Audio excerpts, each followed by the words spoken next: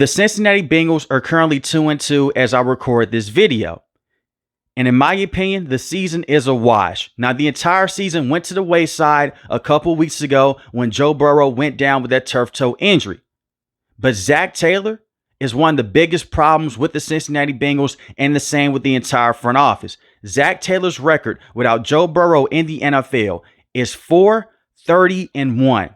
Let me say that again. 4 wins, 30 losses, 1 tie. His all-time record with the Cincinnati Bengals is 48-53-1. And I will give him credit for that because he is 5-2 in the postseason. And he did have a Super Bowl appearance against the Los Angeles Rams. I will never come on here and say that he did a terrible job when they went to that Super Bowl against the Los Angeles Rams. But let's not act like Joe Burrow did not play out of his mind. He had an amazing postseason run. He was the most sacked quarterback at that point in time entering the playoffs, and yet he still found a way to get that team against the Los Angeles Rams. And they were just a couple plays away from defeating the Rams in the Super Bowl. But Zack Taylor has underachieved with the Cincinnati Bengals since that Super Bowl appearance, severely in the AFC. He's constantly been outcoached, and Joe Burrow is saving him. And I can see the comments now. Yes, it is hard to go out there and win without your starting quarterback, but we have seen other coaches in the NFL do this over the last few years. Zack Taylor is an offensive head coach. He's called offensive plays since day one. When Andy Dalton was still the starting quarterback here with the Cincinnati Bengals, he called offensive plays. You look at Kevin O'Connell. He got the most out of Kirk Cousins. Kirk Cousins went down with that Achilles injury. The Vikings, they didn't win too many football games without Kirk Cousins that season, but they still looked competent on the offensive end, and they were still competitive most weeks. They go out there and they bring in Sam Darnold, former first-round pick, but that man was viewed as a bust. He goes over to the Minnesota Vikings. Kevin O'Connell alters his game plan. He gets the most out of Sam Darnold. We'll see if J.J. McCarthy can work out. But look at what Carson Wentz did to this organization 2 weeks ago. They blew out the Cincinnati Bengals. That's a true offensive coach right there. Sean McVay, he got to work with Jared Goff. He realized Jared Goff wasn't going to work out. They bring in Matthew Stafford. They win a Super Bowl against his team. But when Matthew Stafford went down the next year, their offense still looked competent. He called in Baker Mayfield as soon as he got cut from the Carolina Panthers. They won a game on short days' notice against the Las Vegas Raiders from Sunday to Thursday. That's very good coaching. The reason why I bring up those coaches is because they have done it with second and third string quarterbacks. This man hasn't. You have Jake Browning. This is not a first or a second year player. He's been the backup here with the Bengals for quite some time in this system with Zack Taylor. You don't ever alter your offensive game plan. You're still calling shotgun over and over again like you have Joe Burrow. The job of NFL coaches is to go out there and put their players in the best situations as possible. No one, and I mean no one, views Jake Browning on the same level as Joe Burrow. But when you have T. Higgins and Jamar Chase, you can still alter out a game plan that can help out this quarterback. And I understand they can't run the football right now with Chase Brown. So you sub in Samaje and see if he can do better at the running back position. He hasn't done any of that.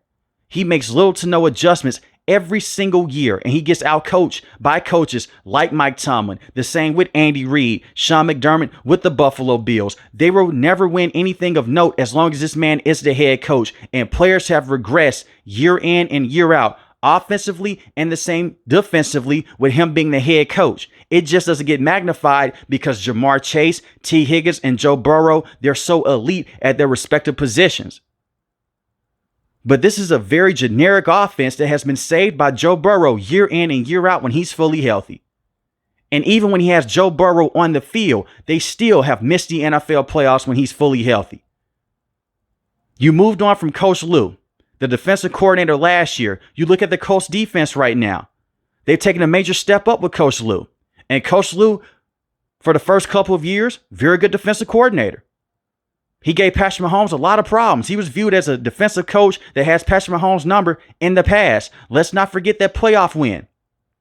So they go out there and they move on from Coach Lou because the defense was so bad last year to bring in Al Golden, former defensive coordinator for Notre Dame. Notre Dame had a phenomenal defense last year at the college level. They're 30th in total defense and they're 30th in passing defense. And I don't think that Al Golden is a terrible defensive coach. I still don't think that he's going to be the defensive coordinator long term for the Bengals. But the defensive talent isn't good enough. And as a head coach, you control everything. You control offense, defense, and special teams. Look at the penalties that they've had since Joe Burrow went down. You had little to no penalties on the offensive end while Joe Burrow was in the lineup. Against the Minnesota Vikings, early in that matchup, you had a lot of dumb penalties over and over again. Against the Denver Broncos, you had 11 total penalties in this matchup. And whenever Jake Browning would get a big play to T. Higgins or Jamar Chase, they're right back to square one because of a dumb penalty, a pre-snap penalty. It was one play in particular. They could not get the offensive play called in time. And I understand you're playing in Denver. It's loud there. They have one of the best fan bases in the NFL for hometown advantage. So he calls the timeout. You should have had all this situated in practice. They have not been prepared since Joe Burrow went down with that toe injury. He can't develop players on the offensive line. Let's just be real here. Armarius Mims, this man's a former first-round pick at the tackle position. He hasn't panned out just yet. Right now, it is safe to say that he's a bust, but he can get better because he's still in his early 20s. You brought in Orlando Brown at the tackle position. You paid him a lot of money. He hasn't been that superstar tackle that you were hoping for. And they brought in Dalton Risner. Dalton Risner has not been a good player so far at the right guard position. So they've tried to put some talent at the offensive line position, and it's not helping you out. So what does this coach do? He is still calling long developing routes down the field over and over again, and this got you in trouble with Joe Burrow. You can condense the field. And once again, this man comes from that Sean McVay tree. Sean McVay has done this. Kyle Shanahan has done this. And the same with Coach Mike McDaniel with the Miami Dolphins. But this man refuses to alter his game plan. And year in and year out, these offensive linemen, they get blamed. And they're not a good bunch right now. But you can do a lot of things to help out your offensive line. But he's not doing that. And don't get me started on the first round picks that haven't panned out in general with Duke Tobin in the front office. Amarius Mims is one so far. That deal with Orlando Brown, that's not a very good deal right now, in my opinion. You bring in Jermaine Burton. Jermaine Burton is still late to practice. He has a lot of off the field issues. He's not ready to be an NFL player just yet. And I think that he won't be on the Cincinnati Bengals over the next few years if he continues to keep this up. Tremendously talented player coming out of Alabama. But he just stands in his own way. This is why the owner came out and he didn't want to give Shamar Stewart his contract at that point in time. He didn't want to give him the guaranteed money because he was so concerned about Jermaine Burton. A quote came out and he said that he did not want to pay a player if they were not on the field and if they were in jail. That is what he said. And you look at this entire Shamar Stewart situation. It took them months to get that deal done for a first round pick. The man held out until he got paid, which was smart because if he went down with an injury, they could avoid the contract and paid him less money. It's just overall a bad organization in the front office and also on the field, on the sideline with the coaching staff. But there is no reason for the Cincinnati Bengals to be this bad. You lost to the Minnesota Vikings 48-10. Yes, you had a bunch of turnovers in this matchup with Jake Browning, but once again, it was like pulling teeth to watch their offense go out there and just try to move the football over and over again with an offensive-minded head coach. You lost 28-3 to the Denver Broncos, and Jamar Chase came out and he said that we didn't want it enough. We didn't play like we wanted to win. And you see Jamar Chase on the sideline, he's upset with Zack Taylor. And we've seen players do this before in the past and they're frustrated, but this time it feels different because Joe Burrow is not around on the field to help be the glue piece and to help be the heart and soul with this entire offense. And with the defense looking this bad, it's just unacceptable. Myles Murphy is also a former first-round pick. In 3 years, he has 3.5 sacks. And 3 sacks came in his first year in the NFL. And I know that he did not play all of last season. He was dealing with injuries, but he played majority of last season. He's not a good pass rusher. Shamar Stewart, you drafted him in the first round. I have reservations about this pick because this man only had 3.5 sacks. Pardon me, he only had 4.5 sacks in 37 games. at Texas A&M. The pressure rate was high. Very good run defender coming out of college, but you need someone to come in and bring the quarterback down over and over again. And you had players there that you could have selected, but instead you select someone out of Texas A&M that only had 4.5 sacks in 37 games. And that's not to say that one day he can't be the leading sack monster with the Cincinnati Bengals. Danielle Hunter, he was not known for getting sacks at the college level. Right now, he's one of the best pass rushers in the game. But we haven't seen the defensive players develop underneath Zack Taylor and his coaching staff. It just doesn't happen. Cam Taylor-Britt, he's not a good cornerback right now. The linebackers, they can't cover in space. Just over and over again, Sean Payton is running screens. He's running slant routes, end breakers, digs, over and over again. And it's nothing that they can do to stop it. And this was the case last year underneath Coach Lou. And it's a repeating cycle underneath Al Golden. The first 2 weeks, the defense did look better, but they still had some bad moments even when they started out 2-0. So I don't trust that they can develop Shamar Stewart to that next level, and the same with Myles Murphy.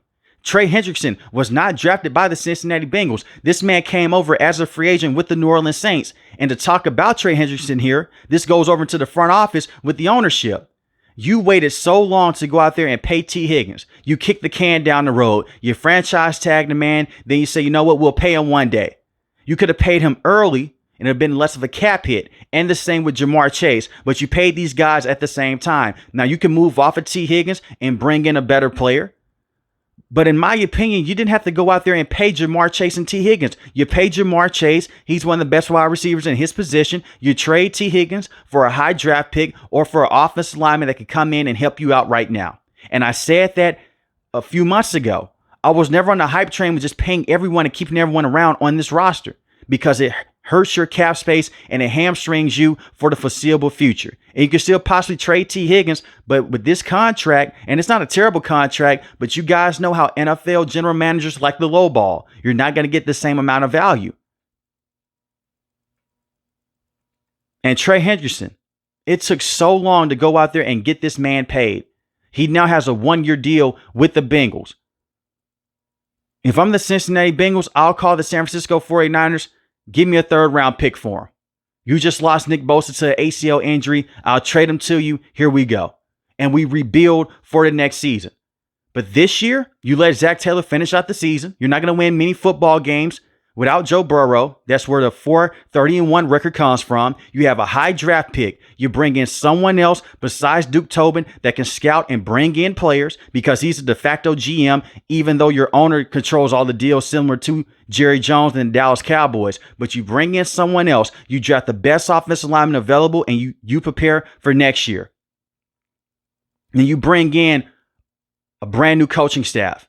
And I know the Bengals customly over the last few years, they have been one of the cheapest organizations in football. But when you have a Hall of Fame talent and Joe Burrow, who is a generational talent, you have a small window here to keep him upright and to potentially go out there and contend for a Super Bowl. You bring in the best coach available, and hopefully they can develop these defensive pieces and the same on the offensive end. You have the quarterback, you have the wide receivers. As far as the run game, you get a better offensive line and a better head coach and better play callers around him. It may wake up your run game because right now Chase Brown is the starting running back with the Cincinnati Bengals. This man is averaging 2.3 yards a carry. He has 1 rushing touchdown, only 133 rushing yards in 4 games. And last year, he was a solid running back option. He wasn't a top 10 running back in the NFL, but he was able to go out there and give you good production. And I know right now you can make the case where a lot of teams are stacking the boxes against Jake Browning. They're really not. They're just going out there with a front 4 and they're stopping the run over and over again because the run calls are the same. You rarely see Jake Browning get under center. He does, but it's very rare. And the same with Joe Burrow. It's the same run scheme. It's the same passing scheme as they had many years ago when they went against the Los Angeles Rams in that Super Bowl. And they haven't adapted. But it's time to move on from Zack Taylor, this entire coaching staff, and it's time to move on from Duke Tobin and the front office. And hey, maybe the Cincinnati Bengals will never win with this owner having ownership of the Bengals, but at least you can go out there and bring in a brand new coaching staff and a brand new general manager or even a brand new scout, quote unquote, depends on how you look at Duke Tobin, to help out this team long term. And as far as the secondary, like I mentioned before, Cam Taylor-Britt hasn't been that player that they were looking for at the cornerback position. Daxton Hill has had some up and down moments. I still have hope out for Daxton Hill. Surprisingly, I still think that Daxton Hill can be a very good player in this league. I really do. Right now, he's in that nickel cornerback position, but that was a very good player coming out of college. Geno Stone had a very good year with the Baltimore Ravens 2 years ago, and he came on strong in the back half of last season. Right now, he's more so of a tackling safety, but we've seen him have 5 interceptions in the season. But let me know in the comment section below, how do you feel about the Cincinnati Bengals, and should they move on from Zack Taylor after this season? If you're new to the channel, hit the subscribe button. If you like the video, hit the like button. Most importantly, want each and every last one of you guys stay safe, stay positive. Thanks for the video, guys. God bless.